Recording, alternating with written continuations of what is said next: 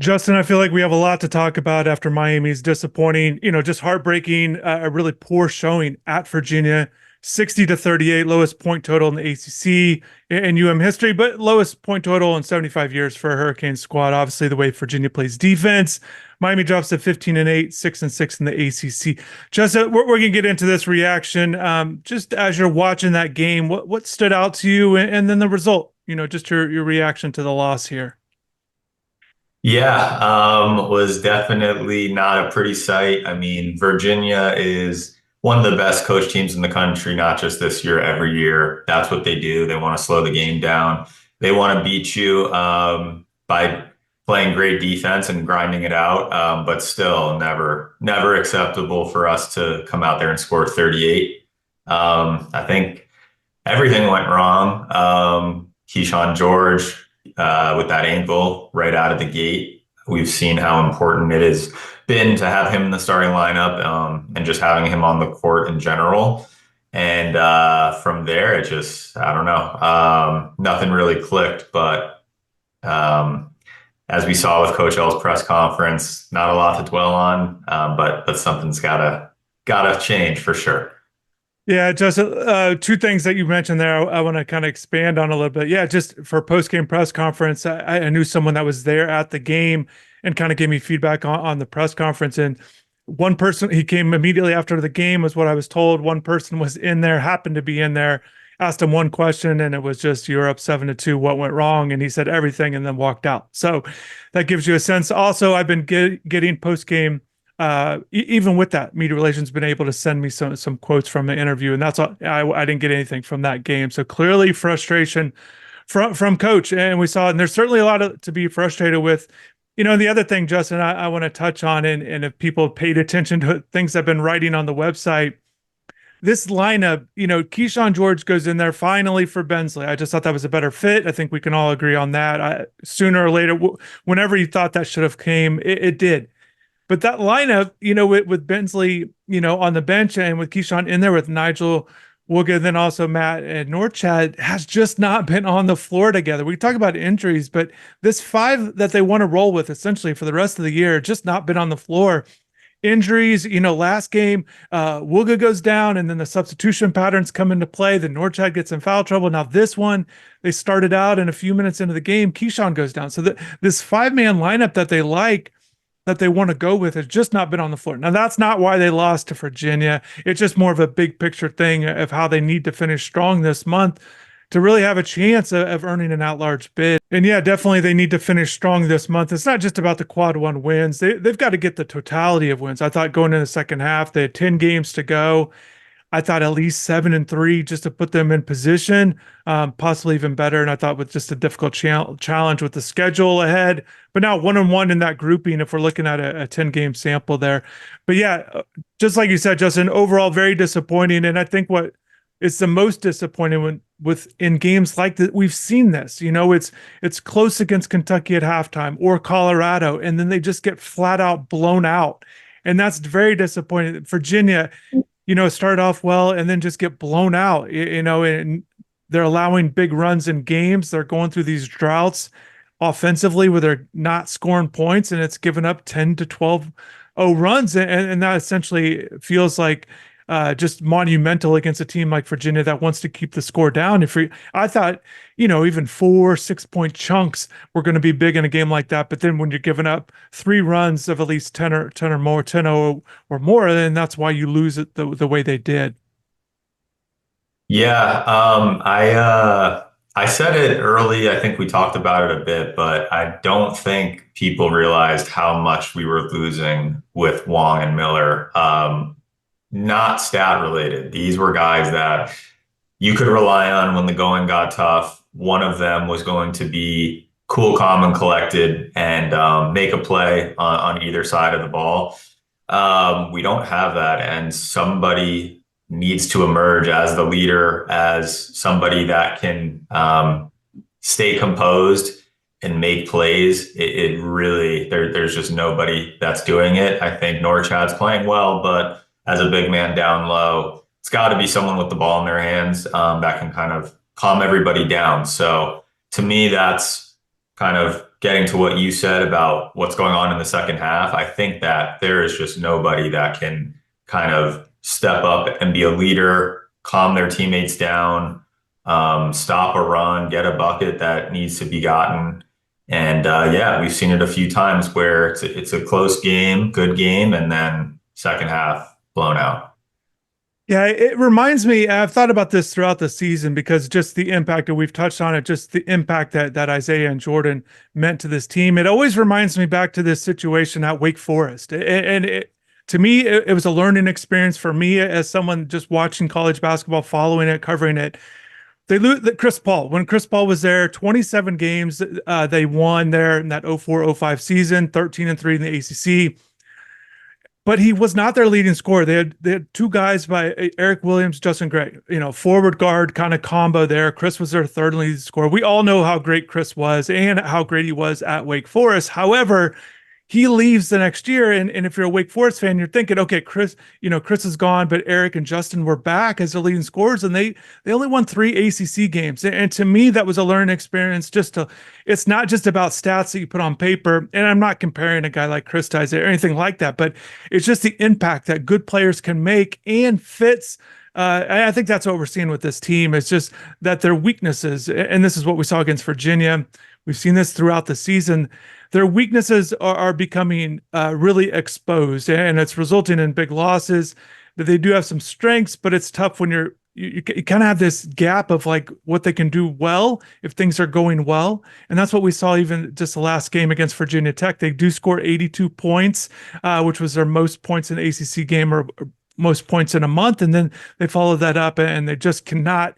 Essentially, it looks like they just cannot compete. They're overmatched, and that's what's happening in these games where they're really struggling with their ball handling. The offense gets stagnant, a lot of standing around, and then also, just down low. So we're seeing the point guard, kind of the center combination, just really missing. Either they're getting beat real bad down low, or they're just really struggling, handling the ball, kind of distributing for some easy shots. Yeah, completely agree. And one other thing that I think has become pretty obvious is Wooga, who was supposed to be the key guy this year, who I still think is a great player, but he's really dependent on the right system. And seems like a lot of one-on-one, not the type of system we saw last year or in other years, and he's kind of disappeared. Not so much on him as much as it is for the entire offense, because when the ball's moving and we're in our sets or we're out in transition, that's when you see him come alive. So without even having him as that marquee guy, it's really like, where do you turn? Yeah, and I think it's interesting too, and just watching them, Coach says this a lot, and this is what we see about sharing the ball. And I think there's a difference between sharing the ball and really creating for your teammates. And I'm seeing it with this team is it's a few dribbles. It looks like this is a lot of off, when they go stagnant, it looks like this. There's one guy in the paint, there's four guys standing around the 3-point arc, and they're dribbling a few times. Maybe they make a move. They can get a little 15-footer they could put up, or if their guy's guarding them, they pass it to the next person. They look like they take a try. It looks like they're sharing the ball in terms of maybe they're not going to shoot it. They do want their teammates. And these guys, I'm at practice. You kind of get to know them. They certainly care for each other. This isn't a team where it's a selfish. They don't look that way. The way they kind of carry themselves, I think they do want the others to succeed. It just out on the floor, yes, it might be some sharing of the ball things, but it's not a lot of screening. A lot of ball movement away from the ball. It's not a lot of creativity offensively. It looks like a lot of standing around, and to me, that was one of the things why I thought Keyshawn was going to be important for this team going into the year, and also as the year transpired, because I like the way that he can pass the ball and handle it. And I think we're at the point where, and I know Nigel's there and Bensley and those guys on the perimeter, but I think when Keyshawn gets back healthy, hopefully he's not going to miss too much time, but I think he's got to be their primary ball handler, and I think they've got to work off of that. I think Wooga's a guy that can take a couple dribbles, pull up, but he's not a guy that's great off the dribble going to the rack. I think Nigel's the same way. Yes, he'll try to get to the basket. We saw that at the home game there against Virginia Tech, kind of drew some fouls, but that's not his game. He's best as a spot up shooter, and I think Keyshawn, the way he can maybe even go some 1-5 pick and rolls with Norchad and kind of use him a lot more. I think you got to get his usage rate up, but however, he's got to handle the ball. Sometimes he's a little turnover prone, so that's key too. But I think they've kind of just got to make some adjustments on what their offense looks like. And I know that might surprise some people thinking that their offense is great. I heard on the TV broadcast they keep mentioning how many points per game they average. Well, if you look at it ACC wise, some efficiency numbers, they're middle of the pack. They're eighth in offense, eighth in defense, and a lot of those point totals were piled up against some, essentially some poor non-conference teams there. But offensively, they've got to make some adjustments and kind of get the ball moving a little bit more, kind of create some more shots for each other. Again, the screening off the balls, really maybe some more penetrating and kicking and getting some freed up shots as opposed to some difficult ones with a lot of one-on-one stuff. That doesn't generate a lot of quality shots is what we're seeing with this team. Yeah, and like you said, middle of the pack, both offense and defense is not surprising because they're 6-6, kind of middle of the pack in the conference too. So numbers don't lie. But the crazy part is, at least to me, it feels like all hope is lost and the season's over. But they're really right there. I mean, we know how it is. Just gotta start winning some conference games, and they're right there in the thick of it. So gotta Yeah, turn it around though. yeah, us talk about the turnaround. North Carolina, number 3 in the country, leads the ACC. A big home game. Miami's going to sell out. It's already deemed a sellout there. What's kind of the keys to pulling this one off, Justin? They certainly need, again, quality wins, of course, but I think they just got to win a lot of games. And I think everyone should be well aware of that in the ACC with what happened last year, with Clemson not getting in with their win totals. So I think, but you look at the schedule, they've got a couple chances at some quality wins, but they've got to be able to rack up wins in their next 4 games. At this point, they're not favored to win any of these next 4. So they've got to really dig down deep and determine, what kind of season they want to have if they're going to make this strong push. But what are the keys against UNC, you think, to kind of get back on track and maybe pull off this big upset? Yeah, I mean, look, it's a little bit redundant, but gotta get the offense going. I think like what you said is a big key. Assuming Keyshawn is not hurt, he's got to kind of be the main ball handler, get a lot of usage out of him, and hopefully get back into an offense where we are moving the ball and not just giving the ball up when we don't have a shot individually. I will say I haven't watched North Carolina a lot this year, but I do know that we play great against them, especially at home under Coach L. So I think we'll see. Trying to be positive. Maybe this was the final wake-up call of the year that we needed. 38 points. Got a whole week to prepare for North Carolina. Sell out, coming up off a butt whooping, but I think it starts with the offense. Surprisingly, I would usually say it starts with the defense, but the offense has just been so brutal. And then North Carolina always going to try to get out on transition. So we do need to make sure that we can stop that. Yeah, and I think one of the maybe kind of the positives, if you're looking at North Carolina, even though they've been great, a little bit different team with a couple key guys. I think Harrison Ingram has certainly made an impact, and with Cadeau in there. But they know what RJ Davis is. He's certainly playing at his best. They know what Baycott's all about. They've faced these guys, and even Cormac Ryan, a different team, but they've seen these guys. They kind of know what it's going to take against this quality of opponent. And look, this is a team, I know Keyshawn's in the starting lineup, but Bensley's a junior, Wooga's a junior, Nigel Pack, Norchad O'Meara, 4th-year juniors. These are Matthew Cleveland's a junior. These are some upperclassmen that have played a lot of basketball. And I know I asked Nigel Pack in a recent press conference about that and their experience, and not just with what they did last year, but they've had guys that played a lot of basketball. And I think this is certainly you got to, I know it's tough on paper facing a team like this, but you got to dig down deep and somehow kind of put it all together. And again, offensively, the thing about offense, I think the benefit is they do have guys that can score points. They have a lot of, guys that have scored. They've got shot makers. I think that's the thing about this team. Maybe not shot creators. Even Jordan Miller, we talk about Isaiah, but even Jordan Miller could put the ball on the ground, on the floor, and kind of create shots for himself or others. So not creators, but they can make shots. And I think, getting there, finding their shots that they can make, I think it's going to be key. Obviously, keeping Norchad on the court. They're certainly a much better team with him on the floor, and finding a way to not get pounded down low by Baycott. But really, they've been led by RJ. RJ is going to be the ACC Player of the Year as it stands, the way it looks. So Justin, you have experience in seeing what it takes. You've been on the team when they've pulled off a big win. What does Coach Larinaga what's going to be his message, essentially, you think, for this team, and how they can possibly pull this off? What do you kind of remember, and what's kind of the key for Larinaga? And the postseason success also leads into games like this where it's just a big game. Yeah, I think that the key this week is going to be getting back on transition. That's always what North Carolina tries to do, is the 5-second offense. So get the rebound, kick it out, try to get a layup. And so Coach L has been coaching against that for many, many years, way before Miami. So he came in, and that's always the number one focus. So that'll be the key. But I think also just a lot of digging deep, like you said. Perfect backdrop to try to figure it out now.